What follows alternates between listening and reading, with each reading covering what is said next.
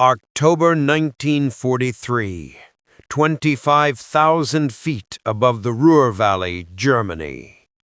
The sky was a cold, unforgiving expanse of blue and white, torn by the brutal thunder of 1,000 aircraft engines. Inside his cramped cockpit, Oberleutnant Klaus Richter, Staffelkapitän of a Messerschmitt Bf-109G squadron, savored the familiar comfort of the thin mountain air and the thrill of the hunt. Below him, the massive, slow-moving formations of American B-17 flying fortresses looked like shimmering silver whales, cumbersome and ripe for the picking. Richter, a seasoned pilot with 42 confirmed kills, mostly American bombers, knew their routine better than his own breakfast schedule. He banked his fighter, the sharp wingtip throwing off a glint of sunlight. The Americans always started with fighter escort, the P-47 Thunderbolts and the occasional P-38 Lightning. But their presence was fleeting. They were fierce, capable machines, but tethered by a short logistical leash. "They are here for the photo-op, nothing more," Richter muttered into his oxygen mask, his breath misting the canopy. His wingman, Feldwebel Dieter Voss, radioed back, his voice crackling with excitement. "The Thunderbolts are turning back now, Herr Oberleutnant, just as planned. They are out of gas for the run home." Richter smirked. This was the moment of truth, the German tactical masterpiece. The Allies could muster hundreds of bombers, but no single-engine fighter of theirs possessed the range to cover the deep industrial targets in central Germany. The P-47's massive Pratt & Whitney R2800 engine, while powerful, drank fuel like a thirsty giant. The P-38 Lightning, capable of greater range, was complex to maintain and too slow to consistently dominate the single-engine fighters. The moment the American fighters peeled away, roughly halfway to the target, the German interceptors, the agile Bf-109, and the heavily armed FW-190 would swarm the vulnerable bomber stream. The ensuing 20 minutes would be a bloodbath.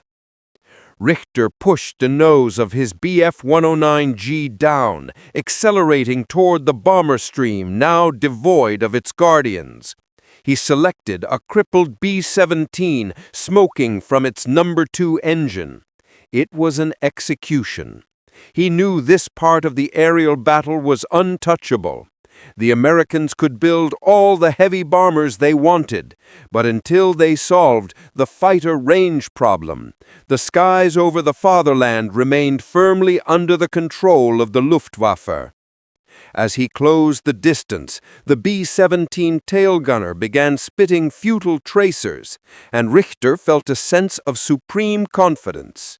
This was the war the way the High Command designed it: use superior range and logistics to dictate the terms of engagement.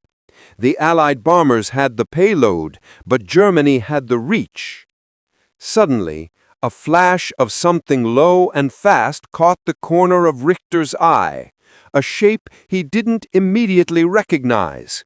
It was smaller than a P-47 and lacked the twin booms of a P-38. It was sleek, almost too elegant for war. "Staffel, maintain formation! What is that? A new reconnaissance craft?" Richter demanded, his confidence momentarily faltering, though he quickly suppressed the doubt. The new Allied fighters were always slow to deploy.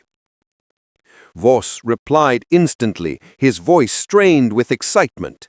"It's one of those new American things, Herr Oberleutnant, the P-51. I thought they were just for observation in Italy, and it is close." The slender, unfamiliar fighter, a North American P-51B Mustang, flashed past the B-17, its guns blazing. But the fire wasn't directed at the bomber. It was directed squarely at Richter's wingman. November 1943. North American Aviation Plant, Inglewood, California, USA. On the other side of the Atlantic, the machine that was about to turn Klaus Richter's world upside down was a marvel of transatlantic cooperation and wartime necessity. Chief Engineer Lee Atwood watched the first production models of the P-51 Mustang roll out, not with the original Allison V1710 engine that had initially limited the fighter's high-altitude performance, but with the power plant of legend, the British Rolls-Royce Merlin 61, built under license by Packard as the V1650. The engineers at North American had known the original design was superb, sleek, aerodynamic, and revolutionary thanks to its low-drag laminar flow wing. But the engine was the bottleneck. Now, with the two technologies united, the American airframe and the British supercharged engine, the Mustang was no longer merely fast. It was an altitude fighter that could breathe above 30,000 feet, and critically, it sipped fuel where other engines guzzled. This efficiency was the foundation for the revolution. In a small, dimly lit room near the factory floor, Major Thomas "Tom" Barrett, a former fighter pilot assigned to the 8th Air Force procurement, reviewed the range data with Atwood. "We need range, Major. More than speed, more than firepower. We have to fly from East Anglia, escort them over the target, likely Frankfurt or Schweinfurt, and get back. The P-47s run dry over the French border, and we lose 20 bombers a mission," Barrett stated, stabbing a finger at a map of Germany.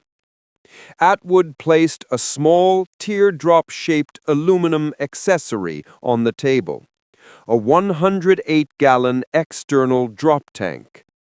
"The Merlin gives us the efficiency, Major. The laminar flow wing gives us low drag, and these," he tapped the tank, "these give us the legs. They're expendable, cheap to produce, and they turn an escort fighter into a long-range strategic asset.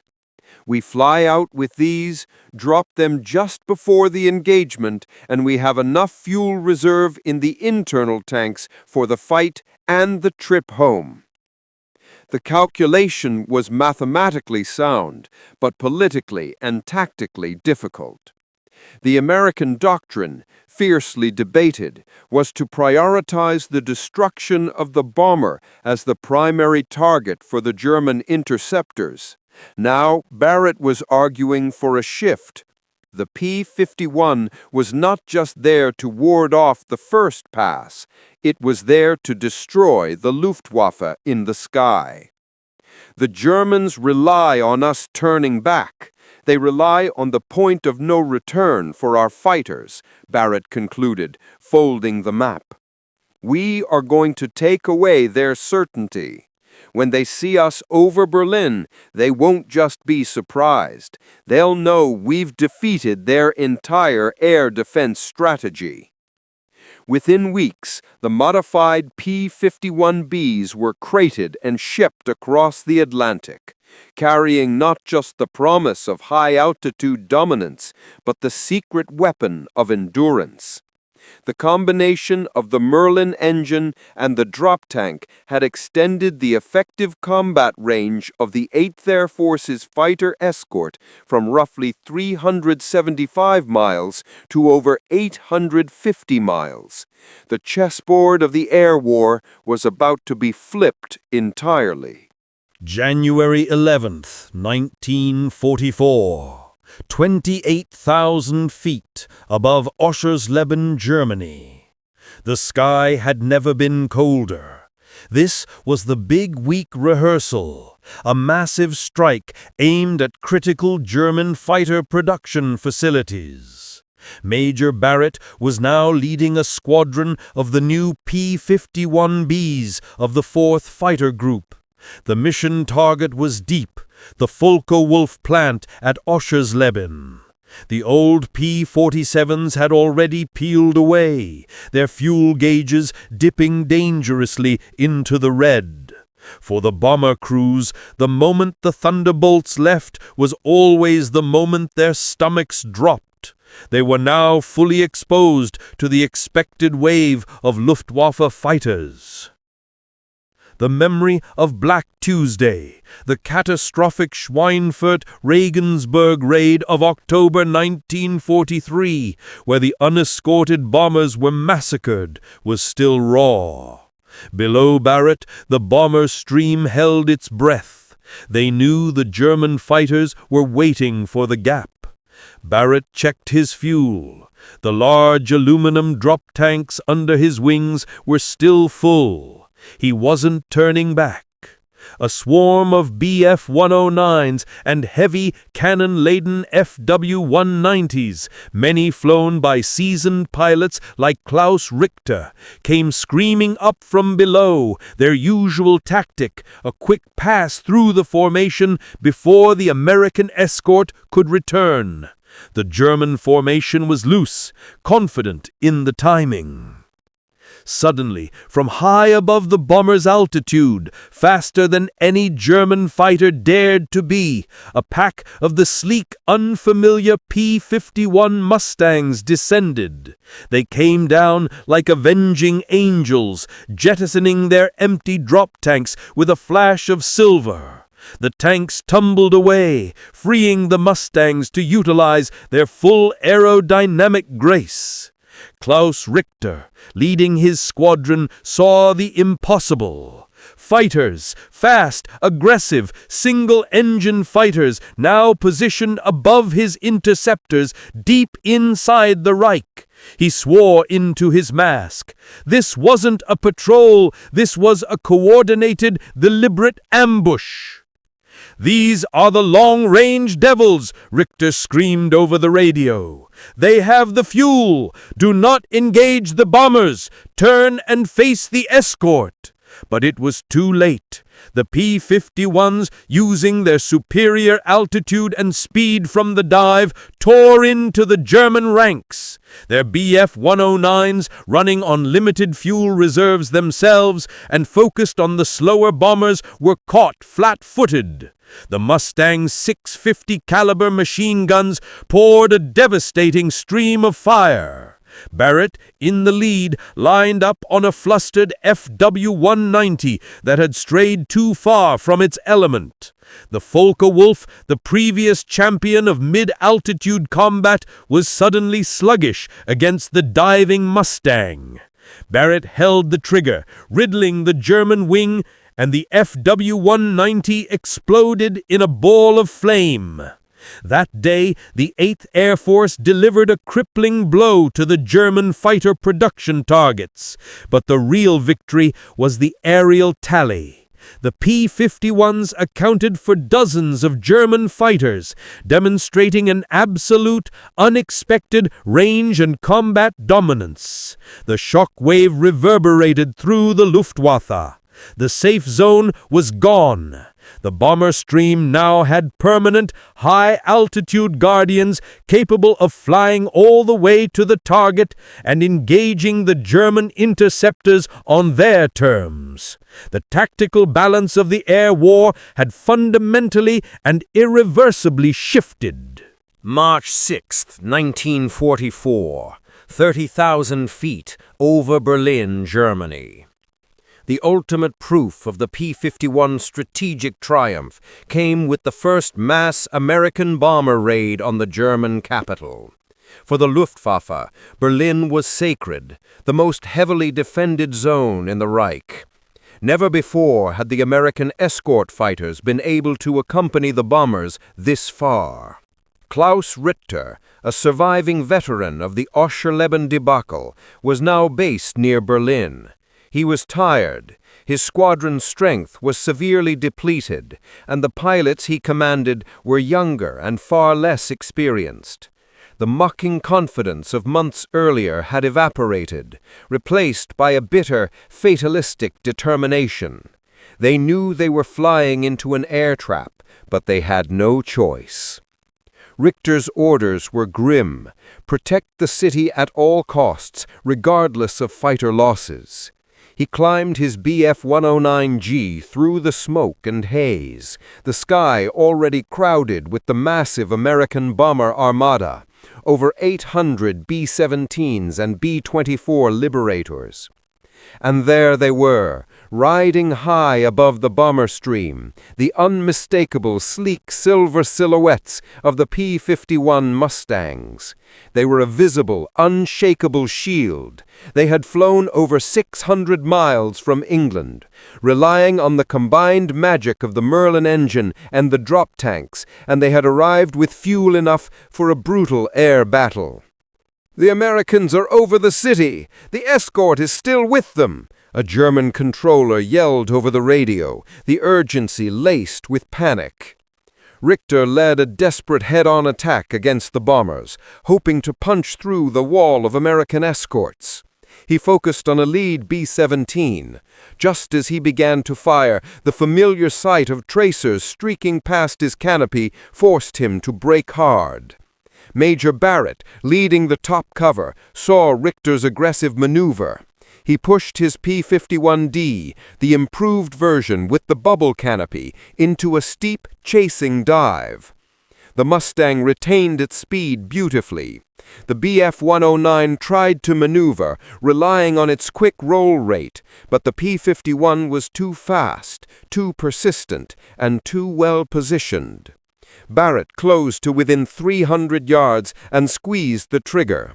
The 6.5 caliber machine guns hammered, ripping pieces from the Bf-109's tail section. Richter's controls went slack. His cockpit filled with smoke. He bailed out, tumbling into the frozen sky, watching his crippled fighter spiral down toward the factories he was supposed to defend. As he descended beneath his parachute, Richter watched the battle unfold. The American bombers were hitting their targets with impunity, protected by a continuous, overwhelming escort. It wasn't just a battle for a city. It was the final devastating act of a war for air superiority. The Luftwaffe's strategic reserve of experienced pilots was being annihilated in a single day. The promise of the P-51, dismissed as a distant annoyance only a few months before, had materialized over the German capital, turning the Reich's entire air defense strategy into a spectacular failure. The war in the air was effectively over.